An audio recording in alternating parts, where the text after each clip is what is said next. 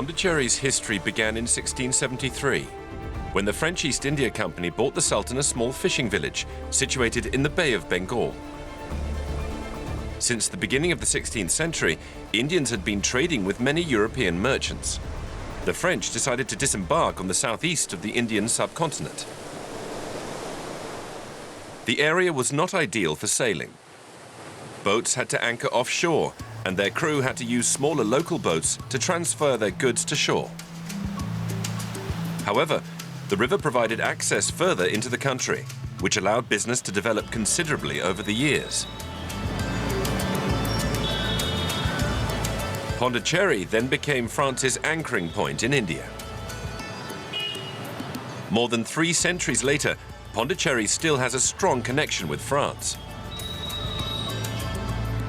The street names and period villas are a unique legacy, directly inherited from its colonial past. Thanks to the mixing of the two cultures, Pondicherry remains a unique city within the Indian landscape.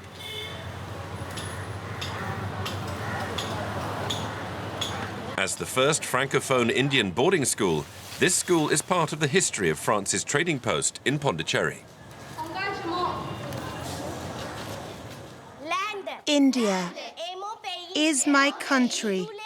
All Indians are my brothers and sisters. I love my country. I am proud of its diverse wealth and its great progress. I will respect my parents and my teachers. I will be kind to animals. Break! This building was founded at the beginning of the 19th century by the Viscount of Richmond and was given to the Indian government on the condition that it would accommodate underprivileged children, something that has not changed.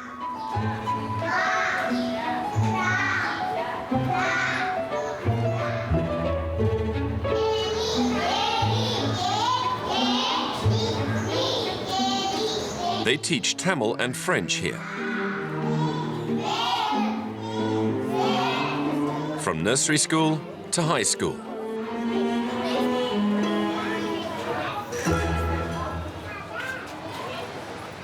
Saved from demolition in 1984, it is now a listed building.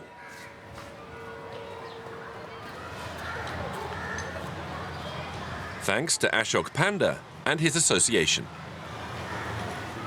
This is one of those unique buildings which still retains almost the identical character as it was built. Very little has changed, even though it is a school today. And this building is one of the most beautiful places and spot in the French part of the town. So the courtyard, the portico, the area close to the beach road, this is the essence of buildings that you will see, especially on this road.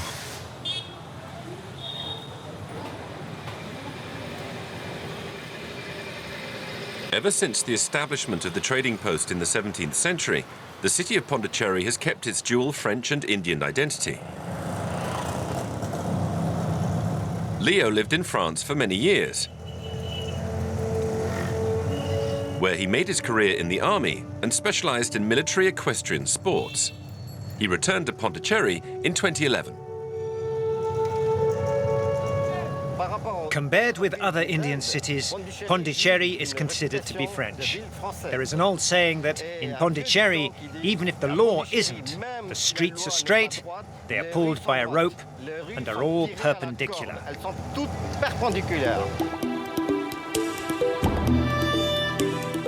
Since its very earliest days, Pondicherry's 2 districts have been separated by a canal.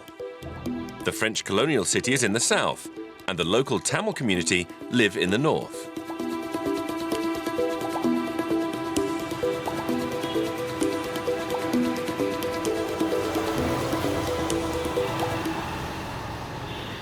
This house is typical of the historic Tamil district.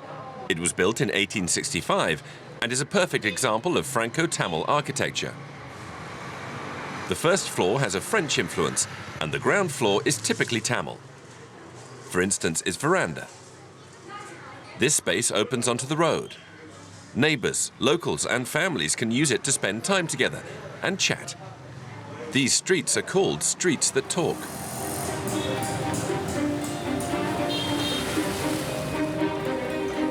One important man in the history of Pondicherry is Joseph-François Dupleix. He was appointed as governor of all French Indian colonies in 1742. On his second visit to the country, he decided to expand the trading post's business.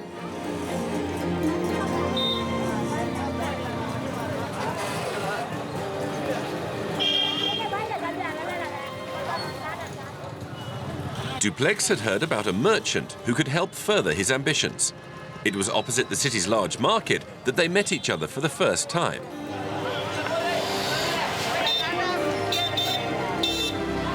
It's hard to imagine that behind this facade hides the villa of one of Pondicherry's most eminent figures. We're in the home of Ananda Ranga Pillai, whose statue sits prominently in the middle of the room. Ananda Ranga Pillai was initially only a merchant. When Dupleix wanted to establish the French Empire in India, he took him into confidence and he developed political networks. Ananda Ranga Pillai was appointed as a Dubash by the French company, particularly Dupleix, who knew that he was a shrewd businessman. He was a mediator, an intermediary, and he opened the letters, he read, translated, and sent the message to the lords. Thanks to Ananda Ranga Pillai's network, Dupleix was able to build up a relationship of trust with the rulers of the region, and over the years, the two men became very close.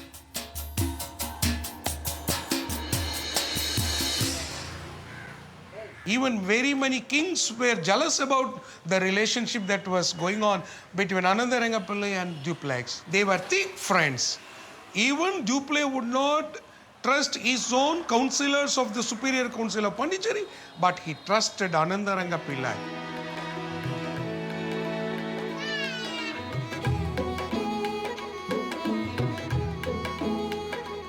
As a testament to this friendship, these coat of arms have been placed all over the villa.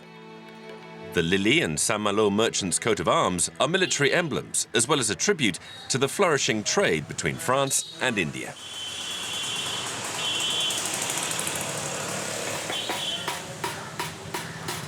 Ananda Ranga Pillai and Joseph-François Dupleix encouraged the arrival of many craftsmen, from wood sculptors to goldsmiths and weavers.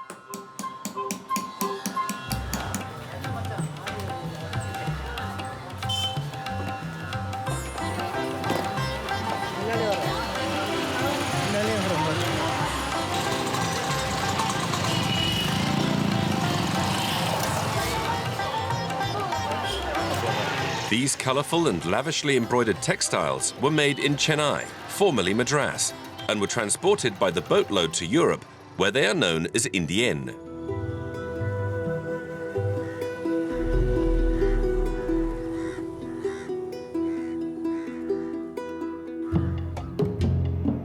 Thanks to the alliances formed with the region's rulers, Pondicherry was able to extend its influence as a trading post over the whole of South India. That is a huge area, almost twice the size of France. These alliances opened a very lucrative door in terms of trade in luxury woods. The most highly prized wood was sandalwood. The French India East Company used it as a type of currency.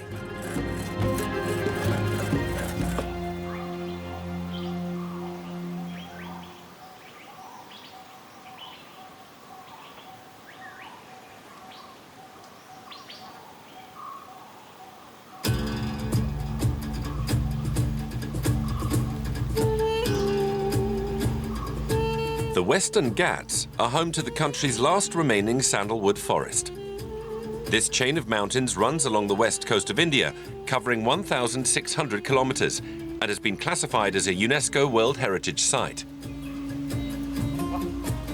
Considered a royal tree since 1792, sandalwood has often been trafficked out of these forests. Go on, cut it there.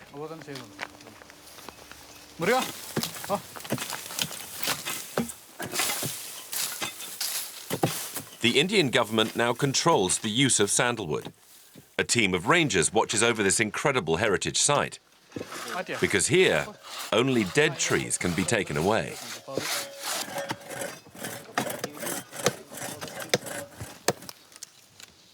Sandalwood is the most precious and valuable tree in the world.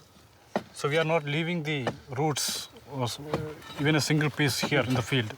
So from root stage to the tip, we are taking into the depot.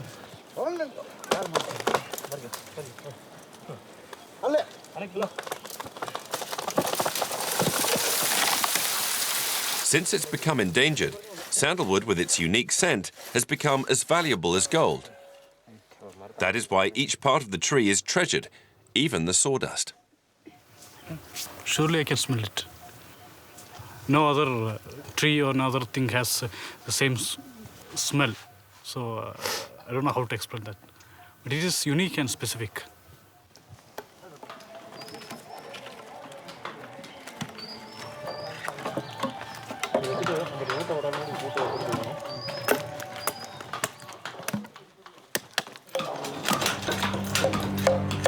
Once the bark has been taken away, they use the tree's core for perfumes, cosmetics, drugs, and sandalwood paste.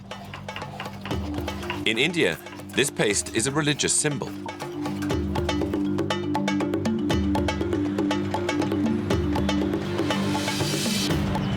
It is made at the Villes temple in Pondicherry. Built more than 7 centuries ago, it is one of the oldest in the city.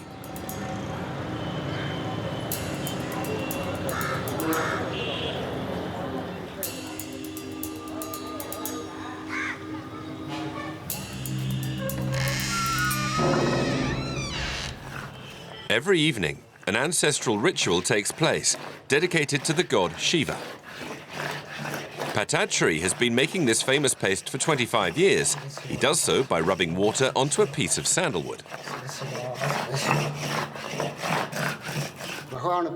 You have to make sandalwood paste and present it to God as it is. If another person touches it, you have to clean it and start again completely. Nobody else can touch it.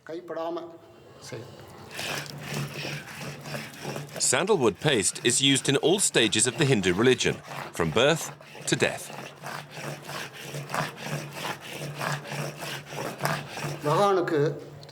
When you place the paste on the forehead and body of a god, it refreshes them. With this freshness of spirit, the god will be willing to do good things for the people. If you give sandalwood to infertile women, they will have a baby the following year. This child will then be called Santan Bakyam, which means sandalwood fortune. You may only use the middle finger of your right hand to present it to God. You can't just use any finger.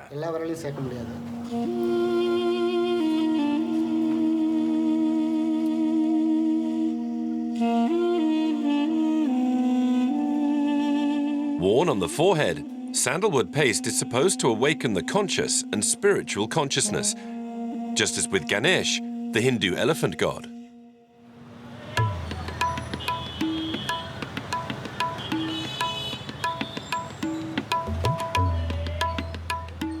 In Hinduism, Indians revere thousands of different gods. But Ganesh is still the most popular.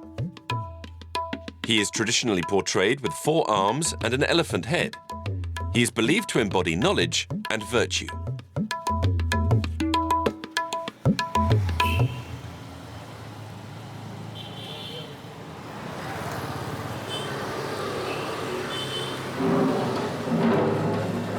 Considered to be a living Ganesh, Lakshmi is almost an idol in Pondicherry. Pour some water on yourself. Go on, take some water. Just as with all Hindu deities, Lakshmi's body must be washed every day, following a very strict ritual. Sit down. Sit down. Go on, sit down, old girl.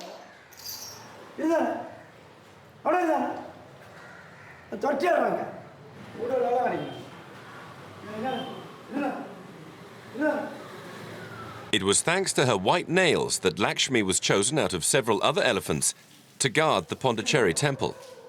For 19 years, her keepers have given her a 2-hour bath and Ayurvedic massages every day at sunrise. They take the amount of care that is fit for her elephant god status.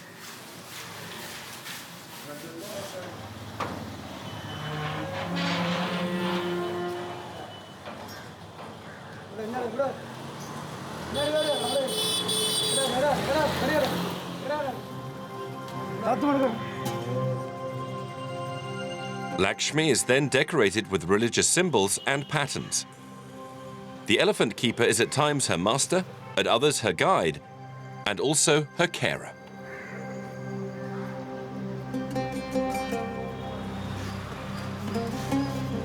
Come on, this way.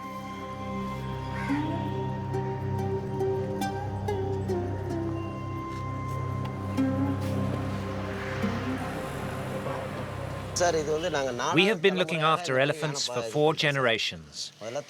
First, it was my grandfather, who was there at the time of the kings. Then it was my father, and now it's us. It gives us great satisfaction. We are happy to do it. Being able to control such a large animal and to receive affection in return is a tremendous feeling. We see it as a privilege that not many people have.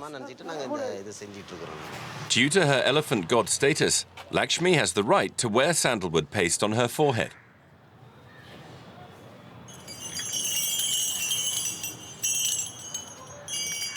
If you look at her face, you will see Ganesh's beauty. We think of her as a living Ganesh, the spirit of Ganesh, which is why she guards the temple.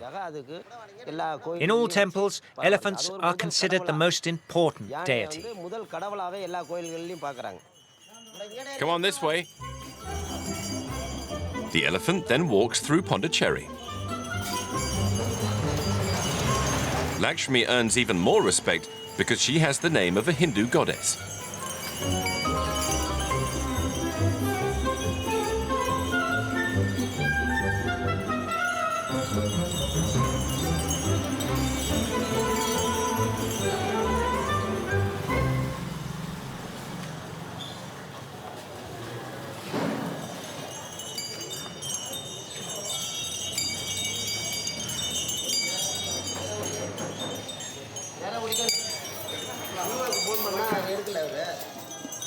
Every day, Lakshmi comes and settles at the Ganesh temple entrance. Ganesh is the most revered god in India.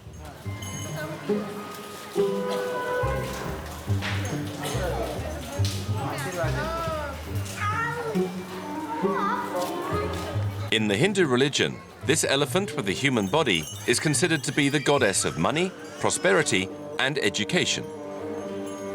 Many students come to be blessed by her. In exchange for an offering, Lakshmi places her trunk on the heads of all those who seek her blessing.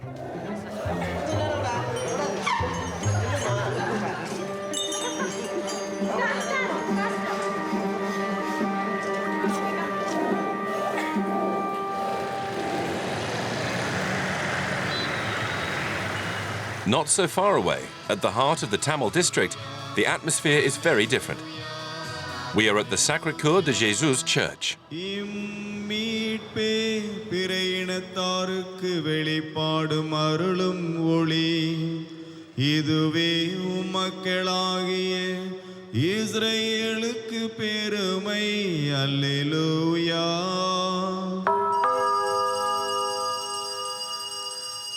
Since the 17th century, Jesuits here have been trying to convert the population, of which the majority are Hindu.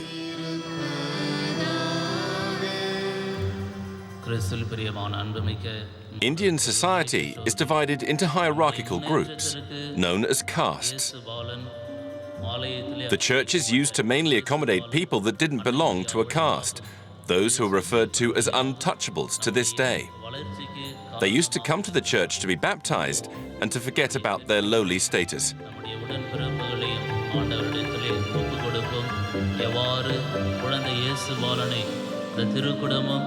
We meet Leo.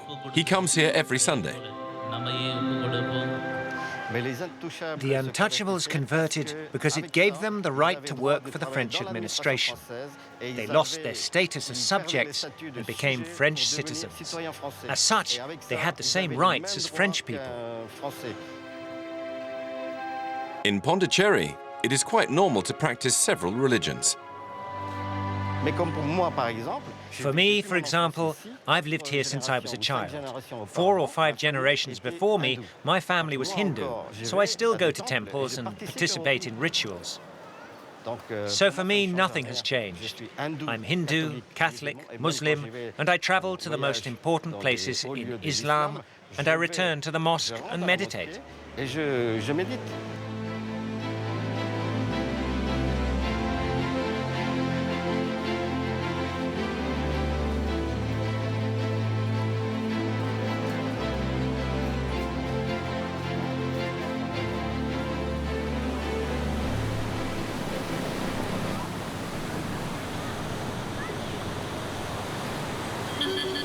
Pondicherry is a unique city in India, thanks to the numerous influences that have shaped its culture. In 1750, the trading post was flourishing. But this growing power provoked jealousy in England. The British launched an attack on French territories. 16 vessels and 15,000 men took part in the siege of Pondicherry. In 1761, the city fell into the hands of the English. The French colonial district was completely razed to the ground.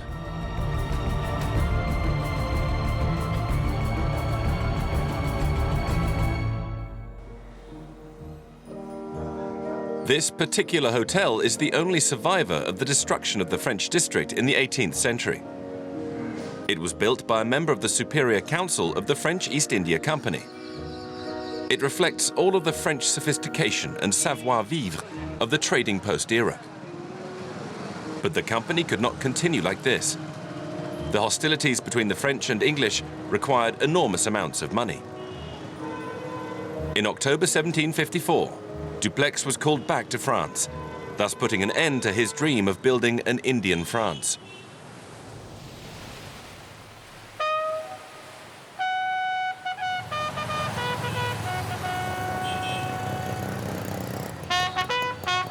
However, the relationship between Pondicherry and France is still very strong.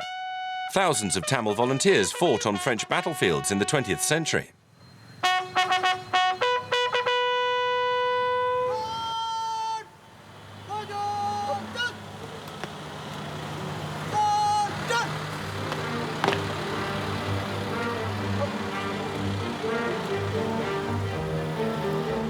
In 1960, Nehru, the Prime Minister of a now independent India, met with Charles de Gaulle in Paris. Together, they negotiated the restitution of territories that the French had acquired 3 centuries previously. On the 16th of August 1962, the Treaty of Cession came into effect.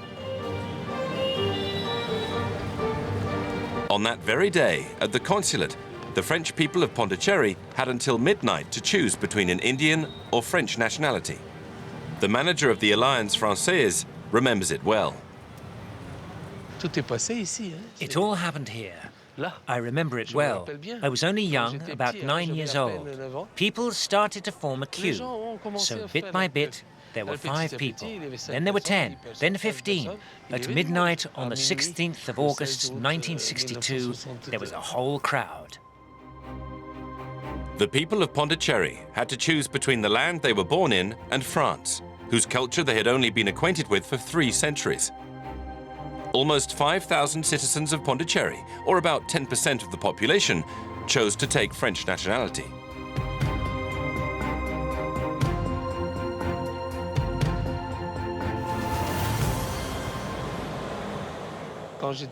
When I was small, I only had one wish, to go to France.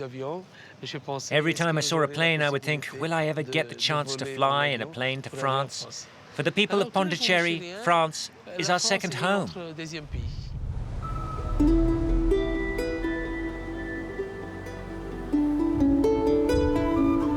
Today, there are still 5,000 citizens in Pondicherry who have French nationality. Centuries pass by, but as evidenced by Dupleix's statue, Pondicherry is still the most French city in India.